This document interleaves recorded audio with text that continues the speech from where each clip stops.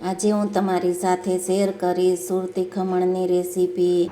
Hello friend, તો તમારું સ્વાગત છે મારા રસોડામાં। તો અવનવી વાનગી જોવા માટે ચેનલને સબસ્ક્રાઈબ કરો। જો મારો વિડીયો ગમે તો વિડીયોને લાઈક કરો, શેર કરો, કમેન્ટ કરો।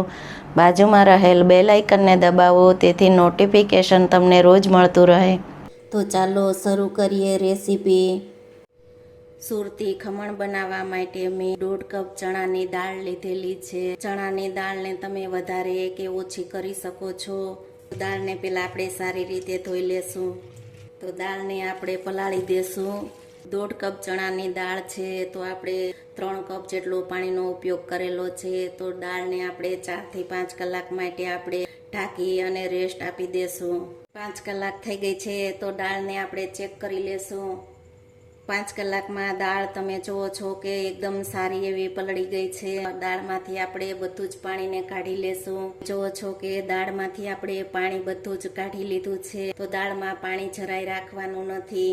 દાળને પીસવા માટે આપણે મિક્સર જાર લીધેલું છે તો તેમાં આપણે દાળને એડ કરી દેશું। તો દાળમાં આપણે પાણીનો ઉપયોગ નથી કરવાનો। તો મેં દહીં લીધેલું છે તો 1 મોટો ચમચો દહીંનો ઉપયોગ કરશું। તો દહીં મેં ખાટું લીધેલું છે તો તમે તેની જગ્યાએ ખાટી છાશનો ઉપયોગ કરી શકો છો। પાણીનો ઉપયોગ આપણે જરાય નથી કરવાનો। આપણે આ બાઉલમાં કાઢી લેશું અને બધી જ દાળને આપણે પીલી અને તૈયાર કરી લેશું। તો આ રીતનું થીક બેટર હશે તો સુરતી ખમણ એકદમ સારા એવા બનશે। તો આપણે 1.5 કપ દાળ પલાળેલી હતી તેમાં આપણે 2 ચમચા દહીંનો ઉપયોગ કરેલો છે। આપણે બધી જ દાળને પીસી લીધી છે। આપણે દાળ પીલી અને તેનું બેટર તૈયાર કરી લીધું છે। તો જોઈ શકો છો કે આપણે બધી જ દાળને પીલી અને આ એક સરખું બેટર તૈયાર કરી લીધું છે। સુરતી ખમણ બનાવવાના છે તો તેના માટે આપણે આવેલો હશે તો સુરતી ખમણ સારા એવા બનશે। તો તમારે ઇન્સ્ટન્ટ ખમણ બનાવવા હોય તો તમે આ રીતે દાળ પીલી અને તરત તમે બનાવી શકો છો। આપણે આથો લાવવા માટે 7 થી 8 કલાક આપણે બેટરને રેસ્ટ આપી દેશું। ઢાંકી અને આ રીતે આપણે 7 થી 8 કલાક રાખી દેશું। 7 થી 8 કલાક થઈ ગઈ છે તો આપણે ઢોકળાનું બેટર ચેક કરી લેશું। બેટરનો આથો એકદમ સારો એવો આવી ગયો છે તો તમે જોઈ શકો છો બેટર એકદમ ફૂલી અને ડબલ થઈ ગયું છે। તો તમે જોઈ શકો છો અડધી નાની ચમચી જેટલી હળદર પાવડર એડ કરશું। સ્વાદ પ્રમાણે મીઠું એડ કરશું। 2 ચમચી જેટલું તેલ એડ કરશું। 1 ચમચી આદુ મરચુંની પેસ્ટ એડ કરશું। તો આપણે આ બધી જ વસ્તુને સારી રીતે મિક્સ કરી લેશું। તો બેટરને આપણે સારી રીતે મિક્સ કરી લીધું છે। એમાં આપણે અડધી ચમચી સોડાને એડ કરી દેશું। તો સોડાની જગ્યાએ તમે ઈનોનો ઉપયોગ કરી શકો છો। તો તેની ઉપર આપણે 1 ચમચી જેટલું પાણી એડ કરશું। તો આપણે સોડાને સારી રીતે મિક્સ કરી લેશું। તમે જુઓ છો કે આપણે સોડા એડ કરી અને બેટરને 1 મિનિટ માટે સારું એવું ફેટી લીધું છે। થોડું બેટર એકદમ ફૂલી અને ડબલ થઈ ગયું છે તમે જોઈ શકો છો। આ થાળી લીધેલી છે તો થાળીને આપણે પહેલા તેલવાળી કરી અને રાખી દીધેલી છે। એમાં આપણે બેટર એડ કરી દેશું।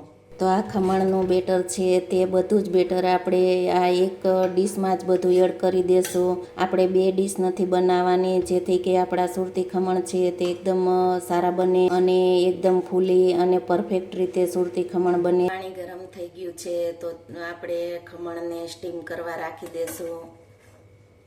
ખમણને આપણે હાઈ ગેસની ફ્લેમ ઉપર 12 થી 13 મિનિટ બફાવા દેશું। સુરતી ખમણના વઘાર માટે મેં 1 ચમચી રાઈ લીધેલી છે। 1 નંગ લીલું મરચું આ રીતનું કટિંગ કરીને લીધું છે। 4 થી 5 ચમચી જેટલું પાણી લીધેલું છે। 1 ચમચી ખાંડ લીધેલી છે। તો આપણે વઘારમાં પાણી એડ કરી અને પછી ખાંડનો ઉપયોગ કરશું। 13 મિનિટ જેવું થઈ ગયું છે તો આપણે ખમણને ચેક કરી લેશું। જુઓ છો કે ખમણ ચડી ગયા છે જોઈ શકો છો। તો સ્પૂન એકદમ ક્લીન આવે છે તો ખમણ આપણા એકદમ પરફેક્ટ રીતે ચડી ગયા છે। તો આપણે ગેસને બંધ કરી દેશું। ખમણને આપણે 5 થી 7 મિનિટ માટે આપણે ઠંડા થવા દેશું। જુઓ છો કે ખમણ આપણા એકદમ સરસ એવા ઠંડા થઈ ગયા છે। કરી લેશું। તમે જોઈ શકો છો કે આપણા સુરતી ખમણ એકદમ સારા એવા બની અને તૈયાર થઈ ગયા છે. ઓછી મહેનતમાં ફરસાણવાળાની દુકાન જેવા બનતા સુરતી ખમણ. તમે સુરતી ખમણ આ રીતે બનાવશો તો ઓછી મહેનતમાં ઝડપથી ફરસાણવાળાની દુકાન જેવા બની અને તૈયાર થઈ જશે. જો તમને ખમણની રેસીપી ગમે તો વિડીયોને લાઈક કરો, શેર કરો, કમેન્ટ કરો અને બાજુમાં રહેલ બેલ આઇકન દબાવો, તેથી નોટિફિકેશન તમને રોજ મળતું રહે. તો તમે જોઈ શકો છો કે આપણા ખમણ એકદમ સારા એવા બની અને તૈયાર છે. આનો વઘાર કરી લેશું. તો તમે જોઈ શકો છો કે આપણા ખમણ એકદમ સારા એવા બની અને તૈયાર છે. આ રીતે આપણે ઉપરથી વઘારને એડ કરશું. તો ઉપરથી આપણે ધાણાને સ્પ્રિંકલ કરશું. આ સુરતી ખમણ એકદમ જાળીદાર બની અને તૈયાર છે ને એકદમ સરસ ખાવાનું મન થઈ જાય તેવા.